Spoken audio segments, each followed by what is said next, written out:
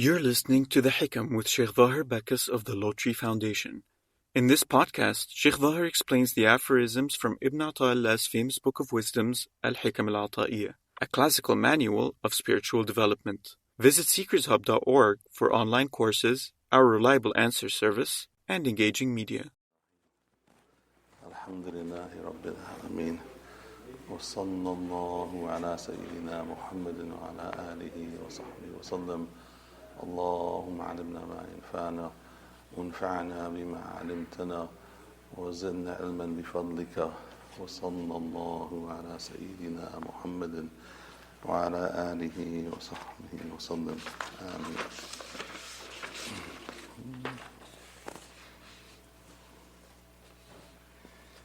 So we're in this Hikam of Ibn Ata'illah, the book by one of the great scholars, 12th century, Shaykh Ibn Ata'illah Iskandari from Alexandria. Shaykh Ibn Ata'illah, he wrote in many disciplines, many of the sciences of the deen. This particular science was a science that he excelled in, the science of tazkiyah, the science of purification of the self, or the science of spirituality, the science of ihsan, that Angel Jibreel salam asked the Prophet ﷺ concerning it in the hadith. It's known as Hadith Jibreel, the hadith of the Angel Jibreel, in which the Prophet he came in the form of a man, and he asked him, and the third question that he asked the Prophet ﷺ was about ihsan. Akhbirni anil ihsan. So tell me concerning ihsan, this concept of spiritual excellence, this concept of purifying oneself or looking to oneself.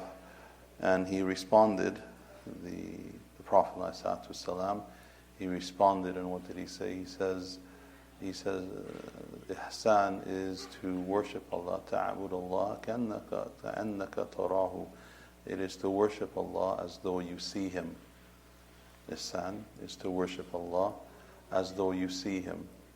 وَإِن لَمْ يَكُنْ تَرَاهُ فَهُوَ يَرَاكَ. And if you do not see Him, and seeing Allah subhanahu wa ta'ala, what does it mean? That you're seeing with your heart, that your heart has consciousness, that your heart is spiritually conscious of Allah subhanahu, that you have insight rather than looking at the outward things, that you're looking at things through the outward, you're looking at things through what is on the zahir, what is on the outside, what is on the zahir.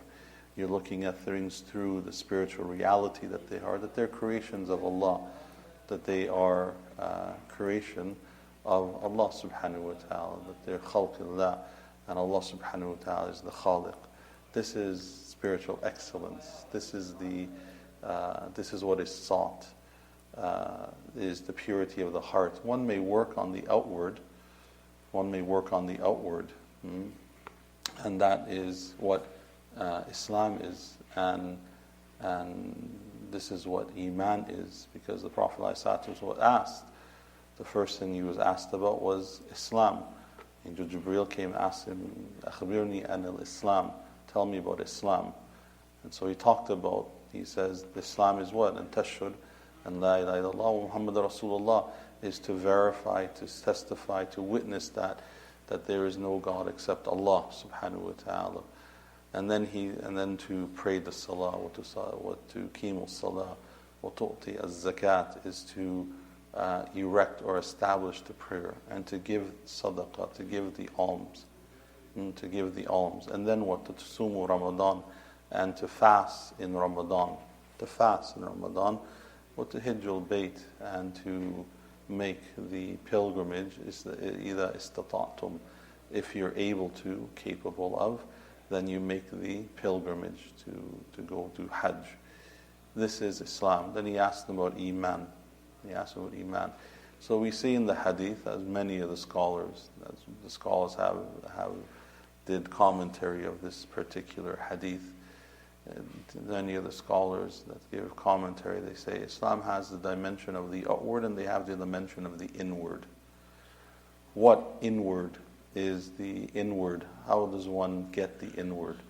One gets the inward by the perfection of the outward, but not to stop at the perfection of the outward.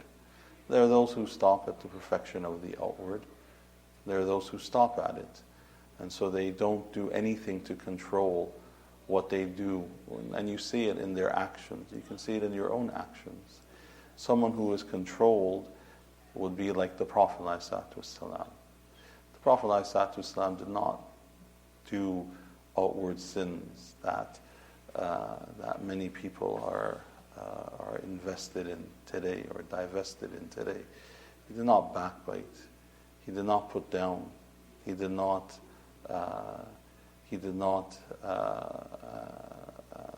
listen to rumors. He did not go into these things. He did not put down. This was the Prophet ﷺ. When companions came to him to tell him something about others, he stopped them. That's the perfection of the inward, that you see something that is better, or the rules or the principles of Islam, that you adhere to it fully, without departing from it, that you have adherence to it completely, complete adherence to it. These things may not be considered the outward. These are the inner things, because it takes inner strength. It takes inner strength. When we teach children, when you have children, or you teach students. I teach. When you have them, that's inner strength. To say to someone who you like, a friend of yours, whatnot, who may come and say something to you, to say to them, I don't want to hear. That's inner strength. That's not outward strength. That's not Zahir. Zahir is the prayer, what you pray. That's the Zawahir. This is the outwardness. Allah is going to judge you on the outward, but He'll judge you on the inward too. How were you during that prayer? Internally, how was your heart? Was it connected to Allah subhanahu wa ta'ala? Was it connected to Allah? What thoughts were going on your mind during the prayer? As the Imam was reciting recitation of Quran, what was going on in your mind? What was in your mind? When you were saying Subhana Rabbil Azim in Ruku, what was on your mind? The greatness and the glory of Allah subhanahu wa ta'ala. What was on your mind when you said the words in the prayer? When you were in sujood, what was on your mind? What was it when you said Subhana Rabbil A'la, glory be to Allah, the Most High, the Most Lofty? What was on your mind? What went through your mind? When you say At-Tahiyyatu lillahi was-salawatu wa-tayyibatu, what is on your mind? What is it? Is it just mere words? At-Tahiyyat, what does that mean? What does it mean? At-Tahiyyat. What's on your mind when you say it? Is it just words you memorized? Lillahi, what is on your mind? Was-salawatu wa-tayyibat, what's on your mind? Assalamu alayka ya ayyuhan nabi, what's on your mind? What comes on your mind? Those are outward aspects of the salah, and you perfect them. There's no doubt you have to perfect them. But you have to also perfect the inward, that your heart is connected. Because the first trait of the believer in the Quran, in Surah Al-Mu'minun, what's the first trait Allah talks about of the believer? Of the successful believer. Not just of a believer, the successful believer. قَدْ أَفْلَحَ الْمُؤْمِنُونَ الَّذِينَ هُمْ فِي صَلَاتِهِمْ خَاشِعُونَ. The first trait of the successful believer in their salah is what? قَدْ أَفْلَحَ الْمُؤْمِنُونَ. Verily the believers are successful. الَّذِينَ هُمْ فِي صَلَاتِهِمْ خَاشِعُونَ are the ones who, in their prayers, they are humble. In their prayers, they are humbled. How can you judge yourself if you're humble during your prayer? What is it that you do right after? That's how you want to judge. You want a good wazn. It's not for me to judge, and it's not for any of you to judge someone else. You judge yourself. Judge yourself. How are you after the prayer? Do you have humility during the prayer? Do you have humbleness during the prayer? How are you after the prayer? How are you after the prayer? What do you do after the prayer? Are you making dhikr? Did that prayer change you?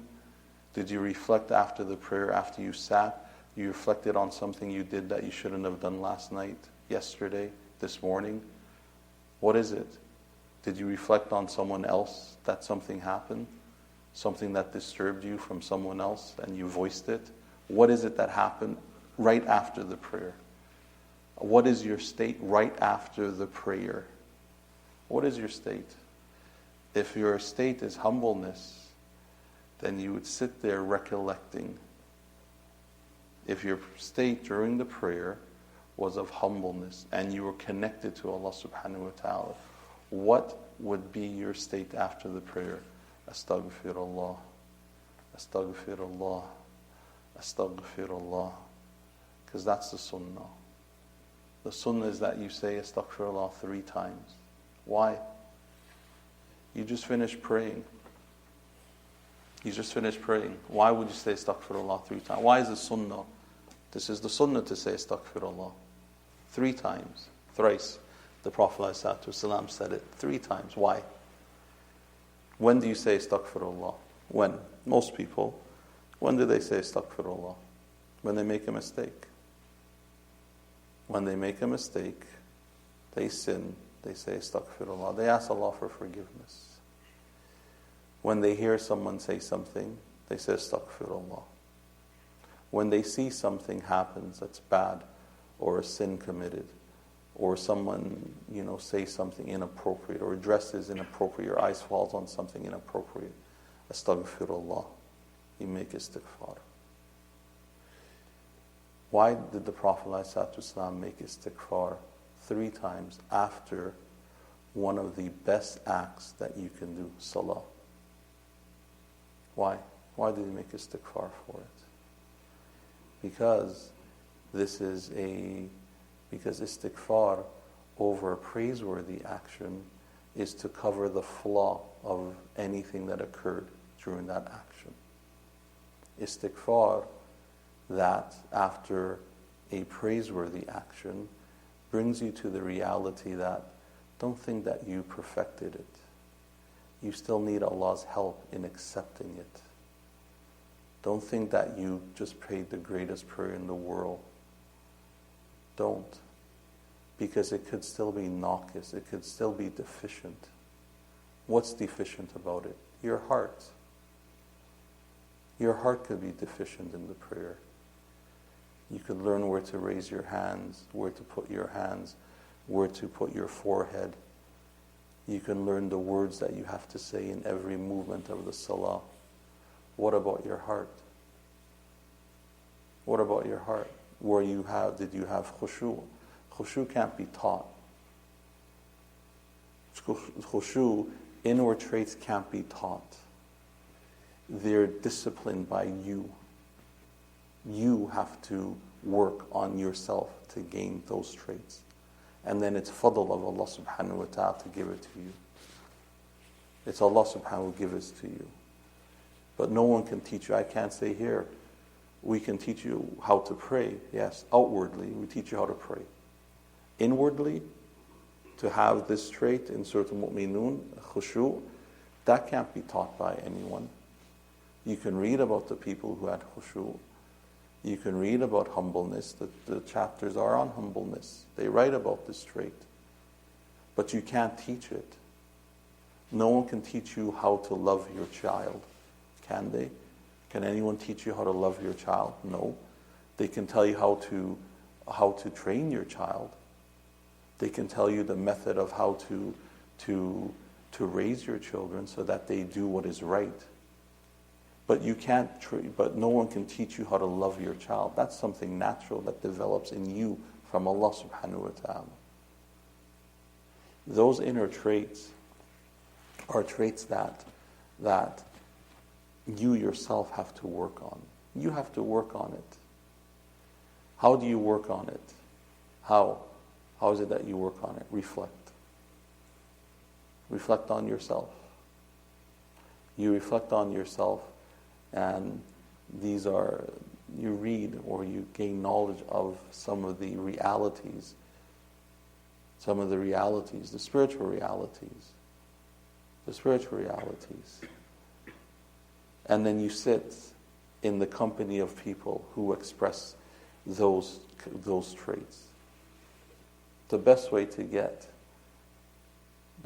to become a person whose heart is connected to Allah is to sit in the company of those whose hearts are connected to Allah subhanahu wa ta'ala. If you sit with the people who are just outward, and they don't have any inward reality, then you become a person of the outward. Simple. You become a person of the outward. You sit with people who are trying to perfect their inward as well as their outward, then it rubs off. And this is attested to by the Prophet ﷺ. This concept is attested to when the Prophet ﷺ مثل جليس الخير وجليس السوء, the example of the companionship of good companionship, وجليس السوء, this is in Bukhari, this hadith, and the bad companionship is like the perfume seller, al-utura, wal-nafakht al-khur, and the blacksmith. The perfume seller is the good company. It's like the good company. Prophet ﷺ, because if you sit in the companionship of the perfume seller, what will happen? He'll try to sell you something, or you'll buy something, or he'll give you something. He'll give you a sample, put a sample of it on you. Or the least of which, when you leave that perfume smeller, you're smelling a little bit good. The least of which. This example of the Prophet is that no matter who you sit with, no matter who you companion, you're going to take something from them. You're going to take something from them. Good or bad, you're going to take something from them. No matter who you companion, you're going to take something from them. And the example of the blacksmith is like the bad companion. And the Prophet ﷺ, that when you sit with the blacksmith, you may what? You may singe your clothes. The blacksmith, because he's working with fire. He may singe your clothes. Your clothes may catch on fire. Or what? Or you smell your smoke and you come away with your clothes smelling like smoke. Meaning what? That no matter what you do with Jalis al-Su, also, just like Jalis al-Khayr, just like sitting with good people, you're going to be affected by them one way or the other, whether you like it or you don't. You may hang around, you may be and companion and befriend people who may speak ill, do ill. And you yourself may think this is wrong, I'll never do it. Never. But they will rub off on you. So how do you get to the point where you're working on yourself and inward? By sitting with people who are also likewise. Sitting with the people and befriending the people who are likewise. You sit and you talk to the people and befriend the people who are only concerned with the outward, then you will become like that. You will become like that. And then you will go to Allah subhanahu wa ta'ala. And Allah subhanahu wa ta'ala is not going to look at your outward. And how do we know? Because the Prophet told us. How do we know? The Prophet ﷺ told us. And he told us in a hadith that is in Bukhari too, is Sahih.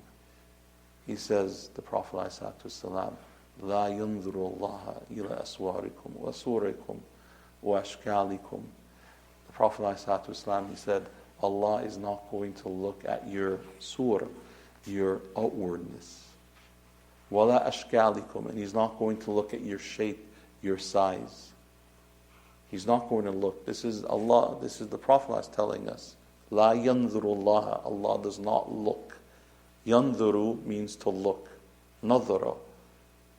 Nadara means to look. The glasses are nadarat. The Arabic language, these glasses, they're called nadarat. Same word.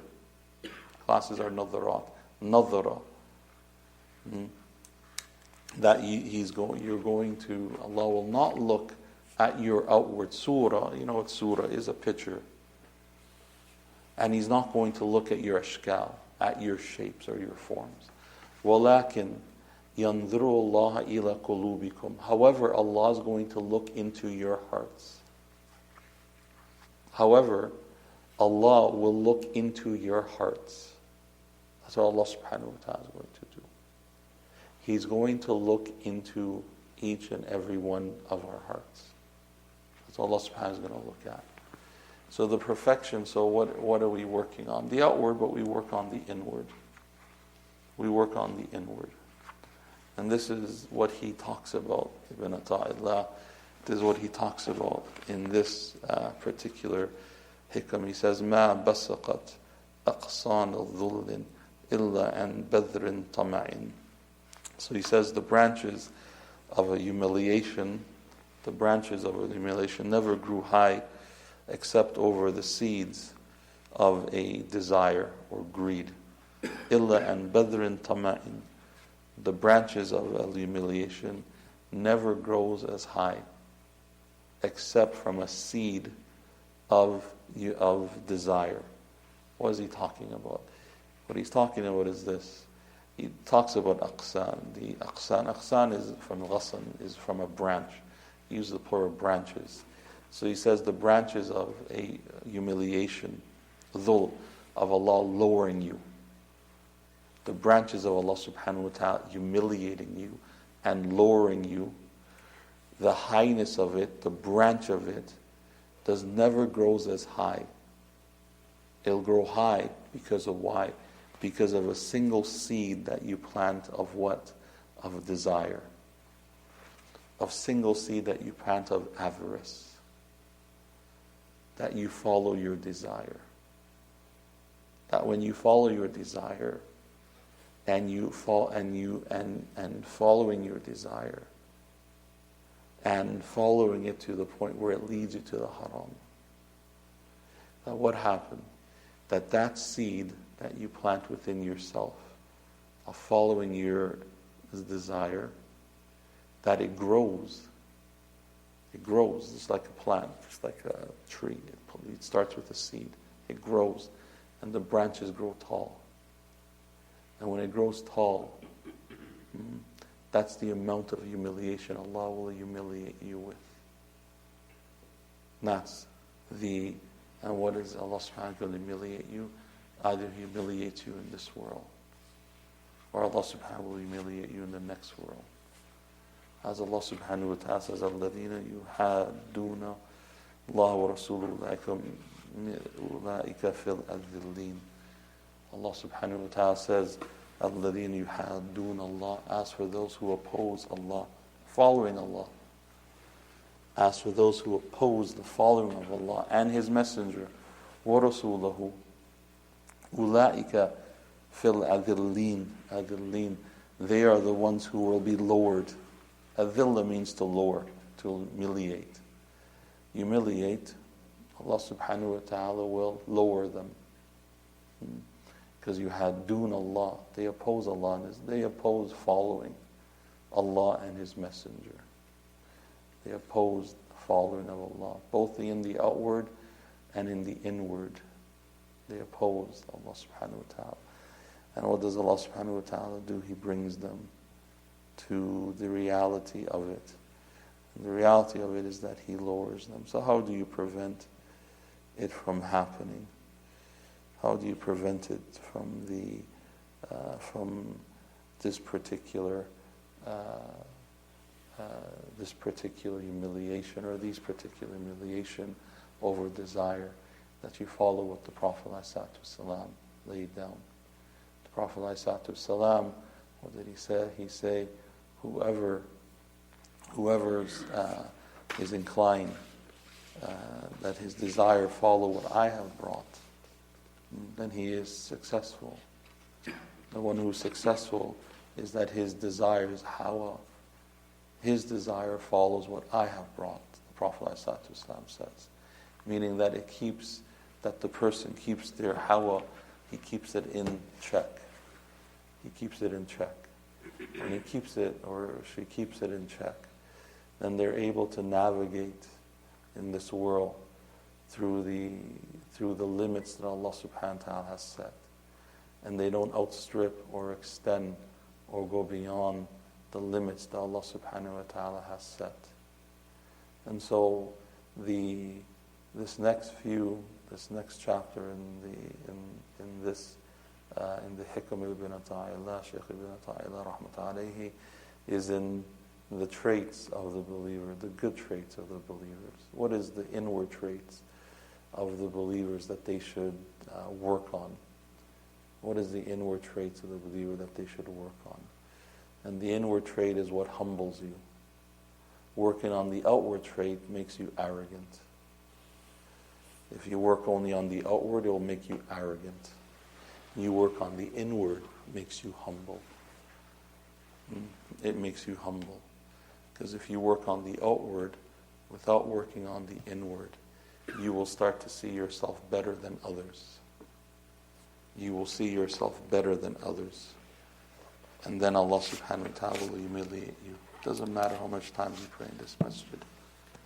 If you pray all your 5 prayers in all these masjids, and you think you're a good mu'min, but you're arrogant in the fact that you pray, or you have perfected your prayer, and you're not easy on people, and you don't have humility, and you think you're better, Allah will humiliate you. That's His promise, and His promise will come to reality. That's His promise. Because the worst trait Allah subhanahu wa ta'ala likes, the worst trait that Allah subhanahu wa ta'ala despises is the trait of arrogance. And that was the trait of shaitan. He was arrogant. And so what about the believer then, who thinks she or he is better than others? And so the inner reality is what we work on, as well as the outward. You work on the outward, and you work on the inward, because hopefully the inward perfects the outward, and you become a servant of Allah subhanahu wa ta'ala that is humbled. Become a servant of Allah subhanahu wa ta'ala that when you work or you do anything that you forget about it. That any acts of worship that you perform, that it completely disappears from your sight. And you start afresh for the next salah. Or you start afresh at the next time you give sadaqah. And you forget about the past deeds that you've done. Forget about the past deeds. And if you forget about the past deeds, then you won't add it up. And you will become a humble servant by it. And that humbleness, hopefully, through it, Allah subhanahu wa ta'ala will shine His mercy upon you and take you into Jannah and make you enter into Jannah. May Allah subhanahu wa ta'ala help us and forgive us, have mercy upon us. May Allah subhanahu wa ta'ala increase us in closeness to Him. May Allah subhanahu wa ta'ala preserve and protect all of our families, our parents, our elders, give them good health and long life. May Allah subhanahu wa ta'ala guide us, forgive us, and have mercy upon us. May Allah subhanahu wa ta'ala perfect us in the outward and perfect the inward. May Allah subhanahu wa ta'ala strengthen our hearts to be connected to Him. May Allah subhanahu wa ta'ala may Allah subhanahu wa ta'ala protect and provide assistance to all our brothers and our sisters who are faced with torment, difficulties, oppression. Lift the hands of the oppressor from them. May Allah subhanahu wa ta'ala provide for them, safeguard them, secure them. May Allah subhanahu wa ta'ala have mercy upon them. May Allah subhanahu wa ta'ala increase us in knowledge and practice of the deen.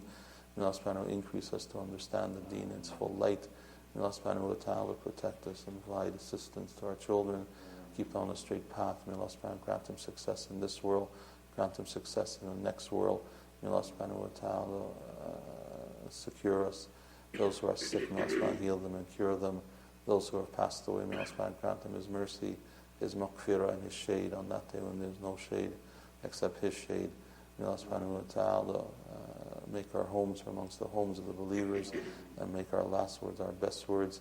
Subhanaka wa bihamdik, ashhadu an la ilaha illa ant, astaghfiruka wa atubu ilayk. Wa sallallahu ala sayyidina Muhammadin wa ala alihi wa sahbihi wa sallam. Thank you for listening to The Hikam with Shaykh Zahir Bacchus. Help Seekers Hub spread the light of guidance to millions around the world by supporting us through monthly donations by going to seekershub.org/donate. Your donations are tax deductible in the US and Canada.